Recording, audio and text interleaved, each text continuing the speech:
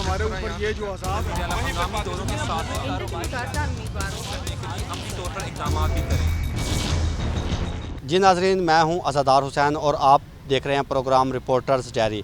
आज हम बात करेंगे कोरोना वायरस की तीसरी लहर के हवाले से। जो हमारे माहिरीन हैं उन्होंने कोरोना वायरस की पहली लहर, दूसरी लहर और तीसरी जो इस वक्त मौजूदा लहर है, इसमें इन्होंने मरीज़ों को किस तरह देखा और क्या तब्दीली जो है वो कोरोना वायरस की इन तीन लहरों में जो है वो मुख्तलिफ देखने में उन्हें नज़र आई है। इसके अलावा फैसलाबाद में क्या इंतज़ामात कोरोना वायरस के हवाले से किए गए हैं, कहाँ कहाँ करंतना सेंटर बनाए गए हैं और कितने हस्पतालों को जो है वो मुख्तस किया गया है कोरोना वायरस के मरीज़ों के लिए, जहाँ पे उन्हें इलाज मुआवजे की सहूलियात फराम की जा रही हैं, कितने वेंटिलेटर इस वक्त ज़िला फैसलाबाद को फराम किए गए हैं और इसके अलावा तीसरी लहर के दौरान शहरियों को कोरोना वायरस की वैक्सीन लगाई जा रही है, कितने शहरियों को अब तक कोरोना वायरस की वैक्सीन लगाई जा चुकी है और शहरी कोरोना वायरस की वैक्सीन से किस कदर मुतमिन है।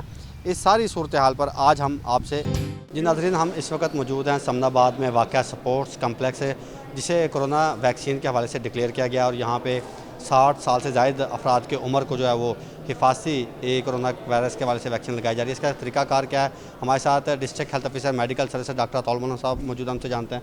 सर बताएँ क्या तरीकाकार है वैक्सीन के? जी बिस्मिल्लाहिर्रहमानिर्रहीम। अज़ादार, जैसे कि आप देख सकते हैं कि ये स्पोर्ट्स कम्प्लेक्स के अंदर हमने एक जो है एडल्ट वैक्सीनेशन सेंटर कायम किया हुआ है। इसमें 60 साल से ज़ायद उम्र के जो लोग हैं वो सबसे पहले जब आते हैं तो हमारा ये पहला काउंटर है जिसको हम टोकन काउंटर कहते हैं। यहाँ पे तरतीब के साथ एक टोकन जो है वो दिया जाता है। इस काउंटर पे जो हमारी हेल्थ की जो एम्प्लॉय हैं वो सबसे पहले एज को वेरीफ़ाई करती हैं शनाख्ती कार्ड के ज़रिए और जो तस्दीकी मैसेज आया जाता है उसको वेरीफ़ाई किया जाता है और उसके बाद टोकन इशू कर दिया जाता है। जब टोकन मिल जाता है पेशेंट को तो उसके बाद फिर हम आगे जाते हैं। तो ये सेकंड काउंटर है जहाँ पर हमारा जो है ब्लड प्रेशर, वाइटल्स वगैरह चेक किए जाते हैं।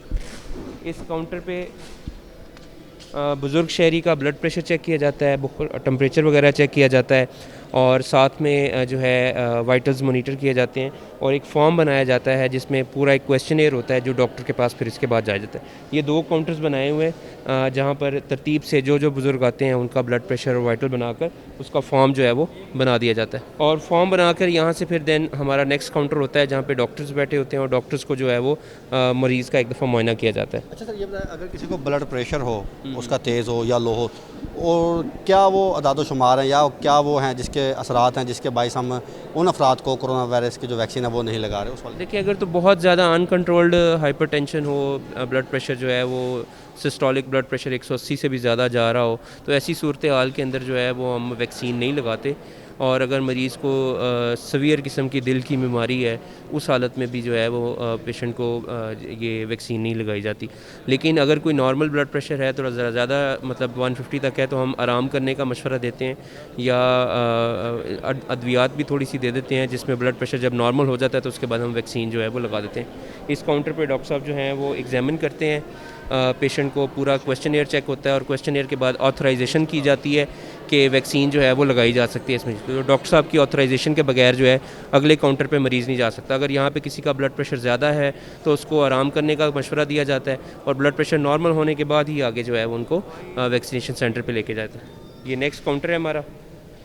इस नेक्स्ट काउंटर पे जो है हमारा नादरा की वेरिफिकेशन होती है। निम्स डैशबोर्ड है जो कि वेरीफाई करता है आईडी कार्ड को और फिर देन कोड जो तस्दीकी कोड आया होता है मैसेज मरीज़ को, उसके ज़रिए फिर देन वैक्सीनेट जो है वो मरीज़ को किया जाता है। तो यहाँ पर आप देख सकते हैं ये वैक्सीनेशन का अमल जारी है जिसमें जो है निम्स के डैशबोर्ड में तस्दीकी कोड एंटर करने के बाद जब निम्स का डैशबोर्ड हमें अलाउ कर देता है तो देन हम वैक्सीनेट कर देते हैं। इससे फ़ायदा ये होता है कि जो भी शहरी जिसका कोड मौजूद है वो नादरा के सिस्टम पे रजिस्टर हो जाता है कि इसको वैक्सीन पहले लग गई है। उस वैक्सीन के ज़रिए देन अगली वैक्सीन की डेट का मैसेज भी उसको आ जाता है और एक इलेक्ट्रॉनिक वैक्सीनेशन कार्ड भी उस बंदे का जनरेट हो जाएगा बाद में, जो कि उसको बाद में सफरी सहूलियात के लिए उसको फ़ायदा मंद सूदमंद साबित होता है। ये बताएं कि इसके अलावा अब तक खुदा न खासा जितने अफराद ने वैक्सीन लगवाई है उन्हें कोई इसका साइड इफ़ेक्ट तो नहीं हुआ?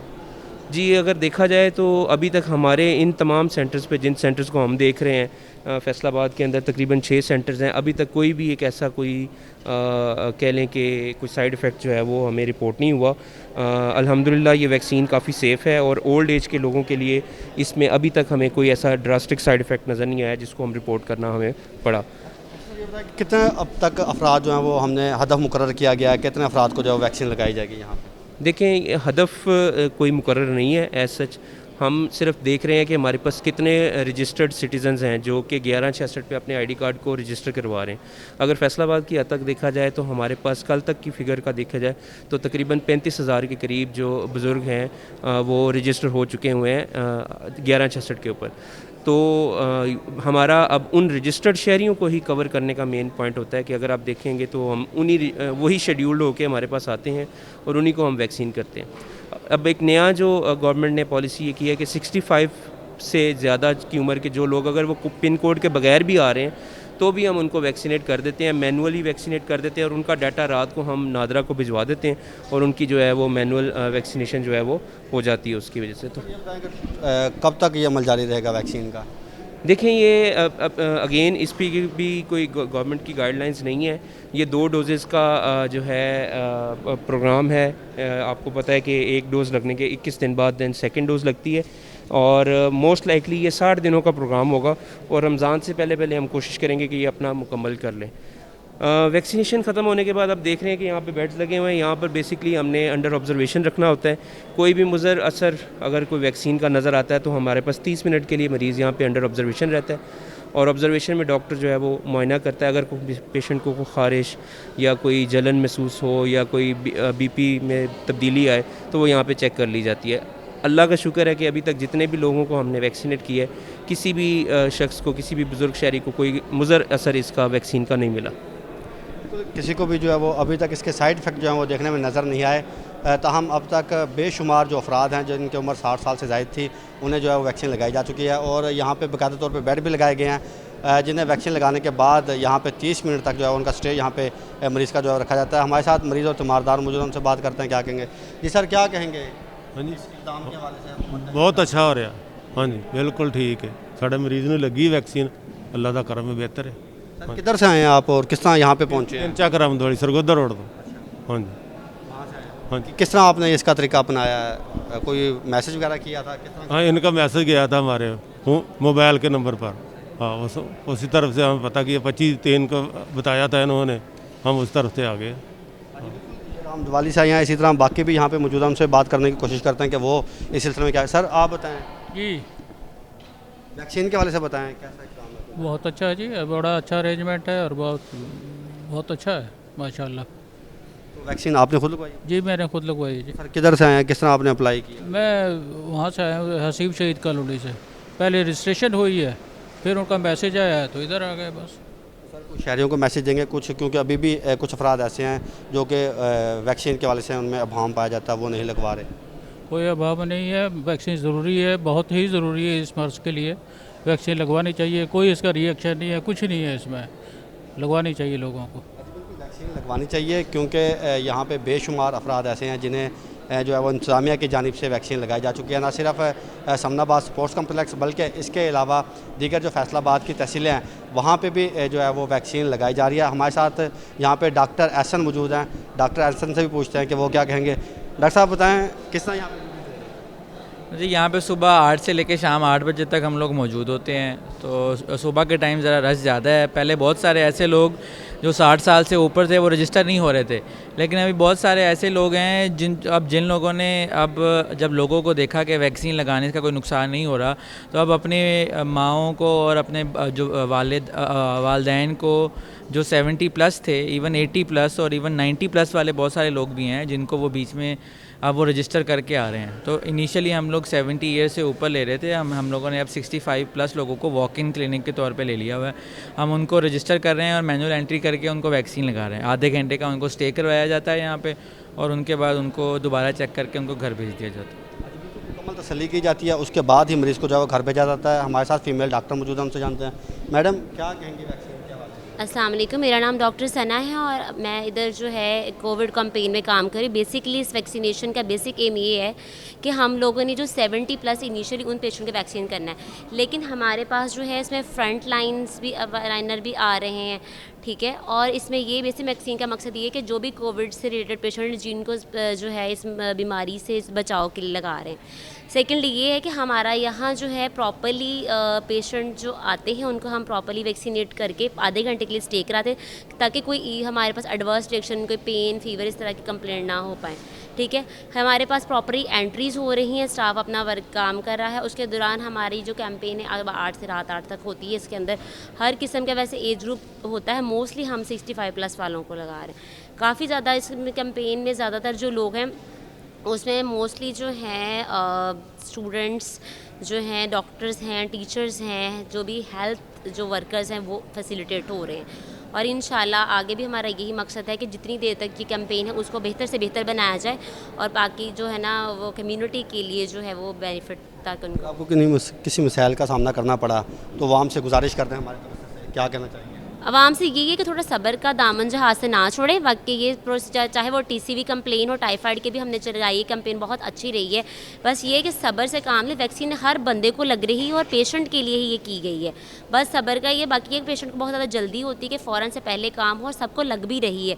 बस ये है कि आपने जो है थोड़ा इंतज़ार करना है, वेट का ही क्या। शहरियों से यही गुजारिश की जा रही है कि कोरोना वायरस की वबा के दौरान ये हेल्थ वर्कर्स आपकी खिदमत के लिए यहाँ पे ममूर हैं, तो ऐसे में इनके साथ तावन करें और अपनी जो बारी है उसी में वैक्सीन लगवाएं ताकि इस वबा पे काबू पाया जा सके। जी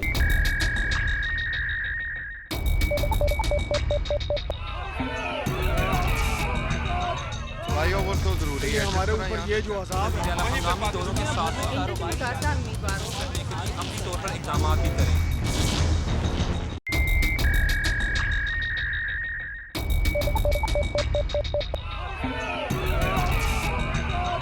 भाइयों वो तो ज़रूरी है हमारे ऊपर ये जो आज़ाद हंगामी दौरों के साथ अमली तौर पर इक़दाम भी करें। जी नाज़रीन, हम इस वक्त मौजूद हैं प्रोफेसर डॉक्टर आमिर हुसैन जो कि माहिर मेडिसन है और इन्होंने कोरोना वायरस की पहली, दूसरी और तीसरी लहर में जितने भी मरीज़ आए हैं उन्हें बड़ी नज़दीक से जो है डील किया, उन्हें इलाज मुआवजे की सहूलियात फराहम की। हमारे साथ मौजूद हैं, हमसे जानते हैं सर क्या फ़र्क देखने में नज़र आ रहा है, पहली लहर, दूसरी और अब तीसरी आ चुकी है? उसमें यह है कि ये जो अब की जो लहर आई है उसमें इन्फेक्टिविटी वायरस की ज़्यादा है। मतलब इन्फेक्टिविटी से मुराद ये है कि अगर एक कमरे में 10 लोग हैं तो पहले एक वायरस से 2 बंदे अफेक्ट होते थे। अब अगर एक इन्फेक्टेड इंसान चला जाता, मरीज़ चला जाता है तो 6 या 8 मरीज़ भी 6 मरीज़ इन्फेक्ट होते हैं। इसकी इन्फेक्टिविटी जो है पहले की निस्बत बढ़ गई है और अनफॉर्चुनेटली पब्लिक का चूँकि फ़ियर ख़त्म होता जा रहा है और उनका ख्याल है शायद कोरोना चला गया, तो वो जो स्टैंडर्ड जो प्रिकॉशंस थे उनको बिल्कुल फॉलो नहीं कर रहे। जहाँ कहीं भी चले जाते हैं हमें लोगों का बेपनाह हजूम मिलता है, बाज़ारों में लंबी लंबी बड़ी बड़ी गैदरिंग्स हो रही हैं, मास्किंग नहीं है, सोशल डिस्टेंसिंग नहीं है और फ्रीक्वेंट हैंड वाशिंग भी नहीं है। तो ये सारे जो फैक्टर्स हैं ये कंपाउंड कर रहे हैं प्रॉब्लम को और इस वक्त हमारे पास पहली और दूसरी लहर की निस्बत ज़्यादा मरीज़ एडमिटेड हैं हॉस्पिटल्स में। और दूसरी चीज़ जो हम ये ऑब्ज़र्व कर रहे हैं कि पहले माइल्ड और मॉडरेट डिजीज़ के साथ भी लोग आ रहे थे, लेकिन अब जो हमारे पास लोग दाखिल हो रहे हैं वो सीवियर डिजीज़ के साथ एडमिट हो रहे हैं जिनको हाई फ्लो ऑक्सीजन की या वेंटिलेटर्स तक की भी ज़रूरत पड़ती है और उनकी मोर्टेलिटी पर निस्बतन ज़्यादा। हालांकि अब हम लर्निंग कर पे वहाँ पहुँच गए जहाँ हमारा एक्सपीरियंस पहली और दूसरी वेव की निस्बत ज़्यादा था। हमारे पास दवाइयाँ ज़्यादा हैं, हमारे पास इक्विपमेंट ज़्यादा है, हमारे पास एक्सपीरियंस ज़्यादा है, लेकिन इसके बावजूद इस वेव की लिथैलिटी जो है वो बढ़ गई है और मोर्टेलिटी लोगों की ज़्यादा हो रही है। जो सिक पेशेंट्स जो हमारे पास जो ज़्यादा सिक पेशेंट्स हॉस्पिटल में आ रहे हैं सीवियर डिजीज़ के साथ या क्रिटिकल डिजीज़ के साथ, उनमें अमवात की शरह ज़्यादा है। ये बताएं कि किस एज के जो पेशेंट है वो ज़्यादा आ रहे हैं, ख़वातीन ज़्यादा हैं, मर्द हज़रात ज़्यादा हैं या कोई एज का तनासब वगैरह देखने में नज़र आ रहा है? इस रफली अगर ये देखें इस बीमारी में ये देखा गया कि जो यंगस्टर्स हैं उनमें रिलेटिवली माइल्ड डिजीज़ होती है जो कि यूजली ज़ुकाम की तरह या आम नज़ले ज़ुकाम की तरह है जिसमें दर्दें होती हैं, बुखार चढ़ता है, हफ्ता 10 दिन बाद वो ठीक हो जाते हैं।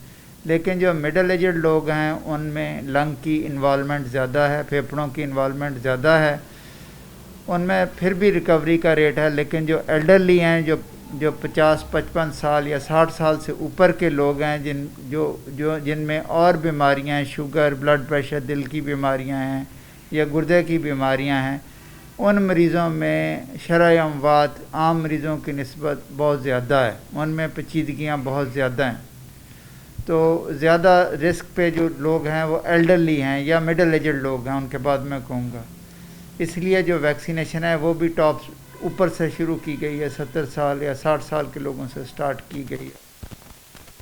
हमारे पास अलाइड अस्पताल में कौन कौन सी इलाज की सहूलियात हैं जो हम मरीज़ों को फराहम कर रहे हैं? देखें, इसमें जो 2 कॉमन दवाइयाँ जो सबसे कॉमन हैं, स्टीरॉइड्स हम यूज़ करते हैं या एंटीकोगुलेंट्स यूज़ करते हैं, वो हमारे पास अवेलेबल हैं। इसके अलावा जो है वक्तन फ़क्तन बाकी दवाइयाँ भी अवेलेबल होती रहती हैं, जैसे एंटीवायरल्स हैं और एक इंजेक्शन होता है एक्टेमरा का, वो भी चूँकि अब लोगों की डिमांड बढ़ती जा रही है, ज़्यादा मरीज़ आ रहे हैं, इसलिए वो कभी कभार उसकी शॉर्टेज हो जाती है, लेकिन मोर और लेस वो हमें अवेलेबल है। इसके अलावा जो नॉन इन्वेसिव वेंटिलेशन की मशीनें हैं वो हमारे पास काफ़ी सारी हैं। CPAP मशीनें हैं, बाईपैप्स हैं, हाई फ्लो नेज़ल कैनुलाज हैं। इसके अलावा हमारे पास वेंटिलेटर्स भी अवेलेबल हैं। हमने पहले तो हमारे पास 2 आइसोलेशन वार्ड्स थे जो ऑपरेट कर रहे थे। सेकंड वेव के दौरान इतने ज़्यादा मरीज़ नहीं थे तो हमें एक्स्ट्रा वार्ड खोलने की ज़रूरत नहीं पड़ी, लेकिन चूँकि अब मरीज़ बढ़ते जा रहे हैं, पहले हमने ENT1 और ENT2 खोला, एक हमने हाई डिपेंडेंसी यूनिट और ICU इस्टेब्लिश किया फातिमा वार्ड में। अब उसके बाद हमने 2 और यूनिट खोलने पड़े हैं रिसेंटली।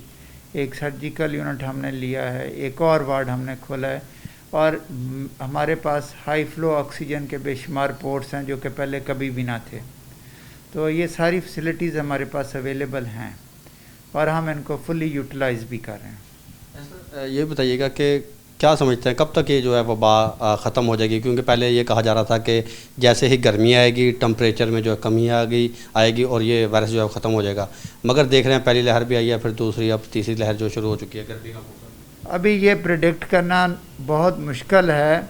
इसमें यह है कि अगर अवाम नास SOPs को फॉलो करना शुरू कर देंगे, सोशल डिस्टेंसिंग करेंगे, मास्किंग करेंगे, उसकी वजह से इसकी जो है ओवर क्राउडिंग जब कम हो जाएगी और इसका स्प्रेड कम होता चला जाएगा। साथ में दूसरा वैक्सीनेशन जो हमारी चल रही है, जैसे जैसे हम ज़्यादा लोगों को वैक्सीनेट करते चले जाएंगे, हमारी जो है वो पूल वैक्सीनेटेड लोगों का बड़ा होता जाएगा, वैसे वैसे इसकी इंटेंसिटी शिद्दत में कमी आ जाएगी। लेकिन अभी कोई ये प्रेडिक्ट नहीं कर सकता, ये हमेशा के लिए शायद ना जाए, इसके छोटे मोटे लहरें आती रहेंगी जब हम वैक्सीनेट भी कर लेंगे। क्योंकि 2 ही तरीके हैं, या वैक्सीनेट हो बंदा या पहले अफेक्ट हो चुका हो, तो फिर उसका ट्रांसमिशन रेट निस्बतन जो है, मतलब वैक्सीनेशन ये आपको कोरोना से एब्सोल्युटली नहीं बचाएगी। सिर्फ जैसे फ़्लू वैक्सीन हम लगाते हैं तो उसका मतलब ये नहीं होता कि फ़्लू नहीं होगा आपको, ये होता है कि फ़्लू होगा लेकिन वो लाइफ थ्रेटनिंग नहीं होगा। ऐसे ही जो लोग वैक्सीनेट हो जाएंगे उनमें कोरोना होगा तो सही, लेकिन माइल्ड फॉर्म में होगा और डेथ टॉल जो हमारा है वो कम हो जाएगा वैक्सीनेशन के बाद। सर ये बताएं कि वैक्सीन का जो असर है वो कितने अरसे तक रहेगा? साल, 2 साल, 5 साल, 10 साल? जिस तरह बाकी सारी वैक्सीन हैं, ज़्यादातर जैसे फ़्लू की वैक्सीन आपको सालाना लगवानी पड़ती है, इस जो इम्यून सिस्टम है इसको वैक्सीन के साथ बूस्टअप करना पड़ता है। अभी स्टडीज़ जारी हैं, अभी तो स्टार्ट हुई है ना दुनिया में वैक्सीन, अभी हम कुछ नहीं कह सकते कि हमें कितनी देर के बाद इसका बूस्टर लगाना पड़ेगा, लेकिन ये है कि हमें इसकी पीरियोडिक एंटीबॉडी लेवल चेक करेंगे स्टडीज़ में और देखेंगे कितनी देर तक एंटीबॉडीज़ परसिस्ट करती हैं। जितनी देर तक एंटीबॉडीज़ परसिस्ट करेंगी उस वक्त तक आप ये समझें कि आप प्रोटेक्टेड हैं या वैक्सीनेटेड हैं। उसके बाद उसको बूस्ट करने के लिए बूस्टर लगवाना पड़ेगा। और दूसरा, ये वायरस थोड़ी थोड़ी अपनी शेप चेंज करता है, जिसको आप टेक्निकल ज़बान में म्यूटेशंस कहते हैं। तो अकॉर्डिंगली जैसे फ़्लू की वैक्सीन हर दफ़ा थोड़ी बहुत रद्द बदल के साथ आते है, ऐसे ही प्रॉबेबली डेंगू की जो इसकी कोरोना की जो वैक्सीन है वो भी हर साल रद्द बदल के बाद आया करेगी ताकि वो नए स्ट्रेन्स को कैटर कर सके। अच्छा, ये भी बताइए कि आप जैसे कि हमारे मेडिकल के से वाबस्ता अमला था, उन्होंने पहले इनकार किया कि वो कोरोना वायरस की जो वैक्सीन है वो नहीं लगाएंगे। यास्मीन राशिद को बयान देना पड़ा और हमारे महकमा सेहत के अफसरान ने दिया, सेक्रेटरी हेल्थ को भी बयान देना पड़ा कि यह वैक्सीन जो है वो मौसर है और आप ज़रूर लगवाएं, मगर इसके बावजूद किसी ने लगवाई किसी ने ना लगवाई। तो आप क्या समझते हैं ये वैक्सीन कितनी जो है वो असरअंदाज हो सकती है और शहरियों को क्या मैसेज देंगे, क्योंकि अगर मेडिकल से वाबस्ता अमले ने नहीं लगवाई तो हमारे शहरियों को फिर क्या मैसेज जाएगा, इस वाले से क्या कहेंगे? नहीं, शुरू में इसका कोई फियर्स थे लोगों के ज़हन में, लेकिन अब मेडिकल के लोगों में तो फियर्स नहीं हैं और जितने भी हमारा फ्रंट लाइन वर्कर्स हैं मेजॉरिटी ने लगवा दिए, सिवाय वो लोग जिनमें कोई क्लिनिकल कंडीशंस ऐसी हैं जिसकी वजह से उनको वैक्सीनेशन नहीं हो सकती। और अब तो हम देख रहे हैं कि इससे एंटीबॉडी लेवल भी बन सकते हैं। I can just say for my self कि मैंने वैक्सीन लगवाई है, दोनों डोजेज़ मेरी कंप्लीट हैं और मेरा एंटीबॉडी लेवल जो है वो सिग्निफिकेंट अमाउंट में आ गया है। तो मतलब ये है कि अगर एंटीबॉडी लेवल बढ़ रही है, मैं तो पर्सनल एक्सपीरियंस से बता सकता हूँ आपको कि ये इफ़ेक्टिव भी है और मेजॉरिटी में जिन लोगों को हमने लगाई है, क्योंकि अब हमारा काफ़ी एक्सपीरियंस हो गया, हमने कोई इतना बड़ा एडवर्स इवेंट नहीं देखा। कुछ लोगों को एलर्जीज होती है, वो किसी भी वैक्सीन के साथ एलर्जी हो सकती है, साइड इफ़ेक्ट्स आ सकते हैं, लेकिन उसके बुनियादी फ़ायदे ज़्यादा हैं। एंटीबॉडीज़ के वाले से बताइएगा, पिछले दिनों देखने में नज़र आया कि लोगों ने जो थी वो एक दूसरे को इस सिलसिले में जो थे वो सेल वगैरह भी देने शुरू किए, तो वो किस हद तक जो था वो इलाज मौसर साबित हुआ? वो प्लाज्मा थेरेपी थी। प्लाज्मा थेरेपी ये होती है कि एक बंदा जो इन्फेक्ट हुआ है कोरोना के साथ, उसके जिस्म में जो एंटीबॉडीज़ बन जाती हैं, कुछ अरसे के बाद जब वो नेगेटिव हो जाता है तो उससे प्लाज्मा लेके वो एंटीबॉडीज़ वाला प्लाज्मा बीमार लोगों को लगाएं तो वो वायरस को फाइट आउट करते हैं।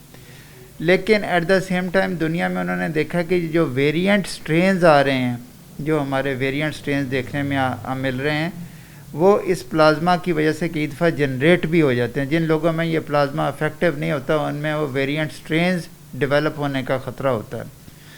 तो ये अभी गवर्नमेंट की इंस्ट्रक्शंस के मुताबिक ये एज एन एक्सपेरिमेंटल टूल इस्तेमाल हो रही है, यानी कि जो इदारे प्लाज्मा के ऊपर रिसर्च कर रहे हैं वहाँ पे वो प्लाज्मा थेरेपी यूज़ कर रहे हैं। चूँकि हमारा इंस्टीट्यूशन हमने इसको प्रेफर नहीं किया, रिसर्च प्रोटोकॉल में हम एंटर नहीं हुए, इसलिए हम प्लाज्मा थेरेपी को अपने सेंटर के ऊपर फ्रीक्वेंटली यूज़ नहीं कर रहे। शहरियों को क्या मैसेज देंगे इस कोरोना वायरस वबा के वाले से, क्या एहतियात बरतें? देखें जी, वही SOPs हैं जो 4 पहले आपको बताए गए हैं।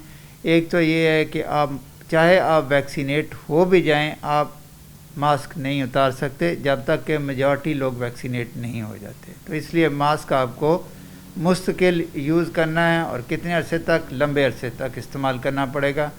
दूसरा, सोशल डिस्टेंस मेंटेन करना है। सोशल डिस्टेंस का मतलब है कि तकरीबन एक से दूसरे शख्स का फासला 6 फुट के करीब होना चाहिए और एक कमरे में ज़्यादा अफराद को इकट्ठे नहीं होना चाहिए और बड़े बड़े फंक्शंस और क्लोज गैदरिंग्स नहीं होनी चाहिए। फ्रीक्वेंट हैंड वॉशिंग होनी चाहिए। अगर हैंड वॉशिंग नहीं हो सकती तो सैनिटाइज़र यूज़ करें और जब आपकी वैक्सीनेशन की बारी आ जाए, जो भी वैक्सीन आपको अवेलेबल होती है ज़रूर लगवाएं, क्योंकि इससे शरह अमवात में या कोरोना के सीवियर केसेस में लाजमी कमी वाक़ होगी। अगर किसी वैक्सीनेटेड बंदे को कोविड हो जाता है तो वो उसमें एक माइल्ड फॉर्म में आएगा। बिल्कुल, शहरियों को चाहिए कि जहां कोरोना वायरस के SOP पर अमल दरामद कर रहे हैं तो वहीं पर अगर उन्हें वैक्सीन की सहूलत मुयसर आती है तो वो ज़रूर लगाएं, क्योंकि इसका फैसलाबाद के अगर अलाइड अस्पताल के हाल से बात की जाए तो तकरीबन मेडिकल सुपरिटेंडेंट अलाइड अस्पताल डॉक्टर मुश्ताक शिप्रा के मुताबिक इस वक्त 13 वार्ड जो हैं वो कोरोना वायरस के लिए मुख्तस किए जा चुके हैं और तकरीबन 350 के करीब बेड जहाँ पे ऑक्सीजन सप्लाई जो है मरीज़ों को फराम की जा सकती है, तो वहाँ पर उनके इलाज मुआवजे की सहूलियात के हवाले से जो है फरामी वो इंतजामी टाइम से जारी की जा रही है। ताहम शहरियों को भी चाहिए कि वो कोरोना SOP के ऊपर जो है वो अमल दरामद करें ताकि इस वायरस को फैलने से मज़ीद रोका जा सके।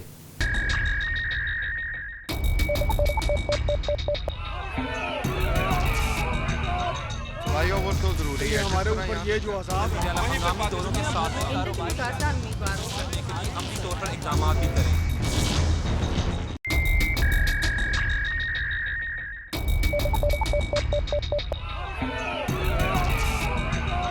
भाइयों वो तो ज़रूरी है हमारे ऊपर ये जो अज़ाब है हंगामी दौरों के साथ अमली तौर पर इक़दाम भी करें। जी बिल्कुल, इस वक्त हमारे साथ मौजूद हैं CEO health Faisalabad doctor Bilal Ahmed साहब, उनसे जानते हैं। सर, क्या कहेंगे कोरोना वायरस की तीसरी लहर के हवाले से, क्या इक़दाम किए जा रहे हैं? जी सर, जब से ये कोविड स्टार्ट हुआ है कंटिन्यूस जो है इसमें जो गवर्नमेंट और हेल्थ डिपार्टमेंट और सारे डिपार्टमेंट्स बल्कि जो हैं वो कोविड के ख़िलाफ़ जो है जंग लड़ रहे हैं। अब ये जो तीसरी लहर आई है, ये पहली दो जो फेजेस गुजर चुके हैं हम उनसे ज़्यादा ख़तरनाक है।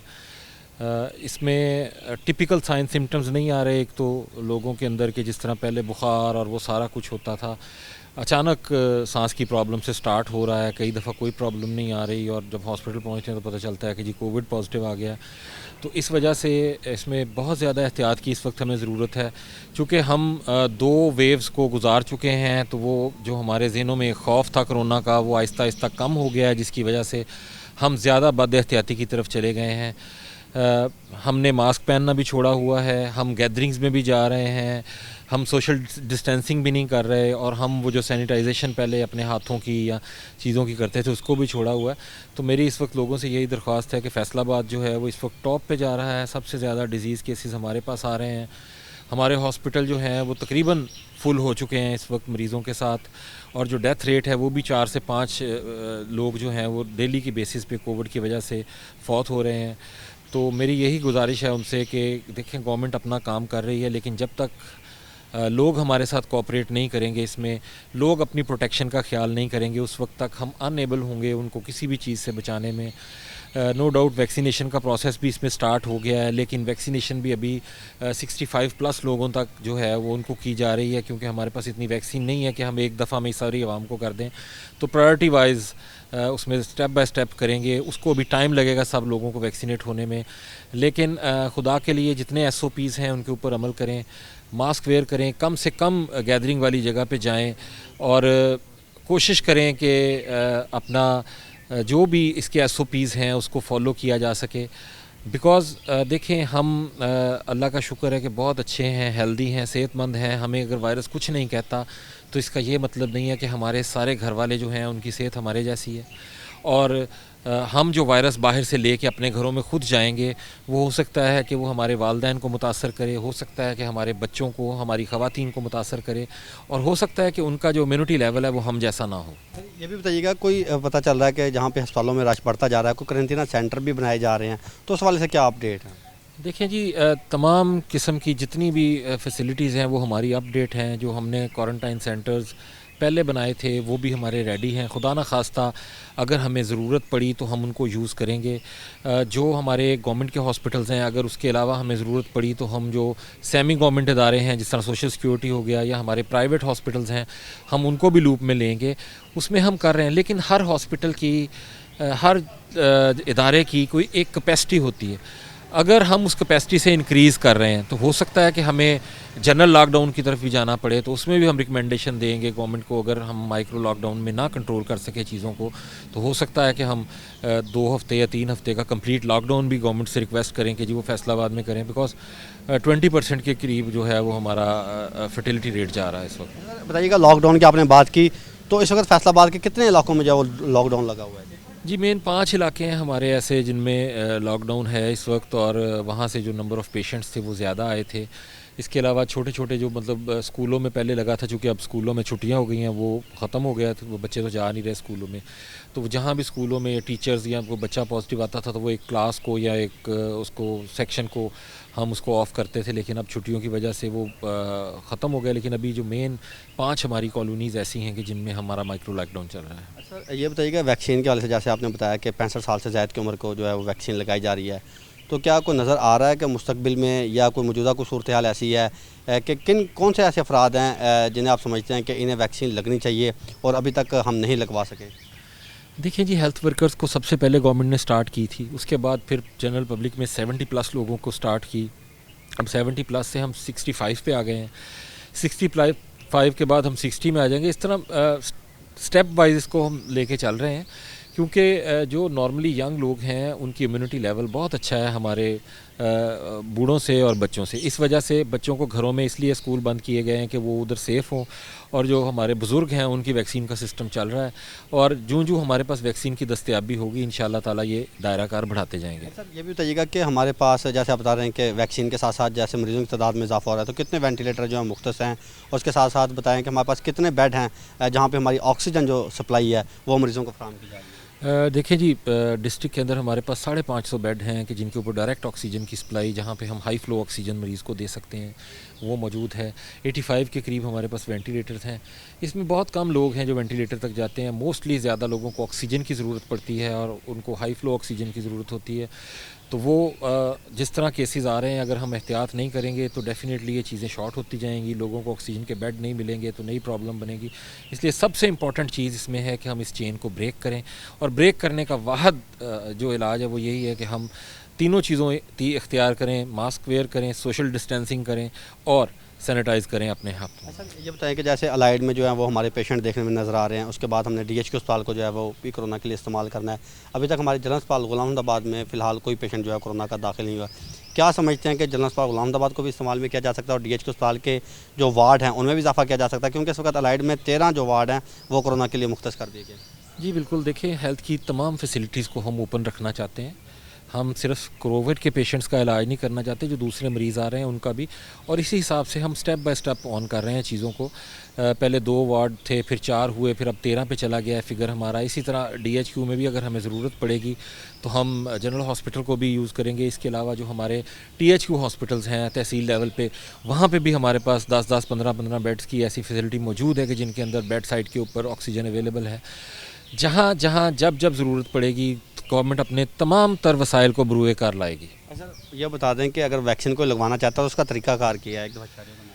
जी बिल्कुल, उसमें सबसे पहले जो है वो आपकी रजिस्ट्रेशन ज़रूरी है। फौरी तौर पे अपने मोबाइल नंबर से 1166 के ऊपर अपना ID कार्ड नंबर भेजें।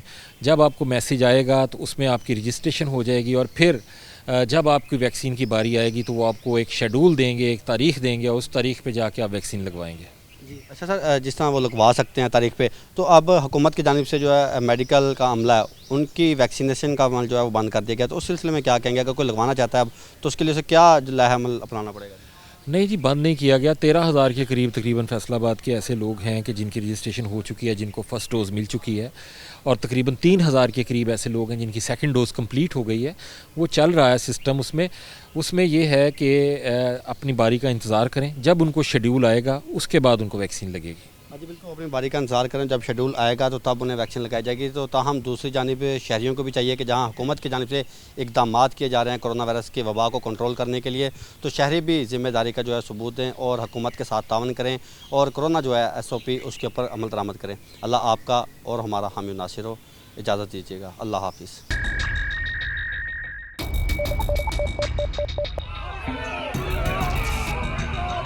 भाइयों वो तो ज़रूरी है हमारे ऊपर ये जो अज़ाब है, दोनों के साथ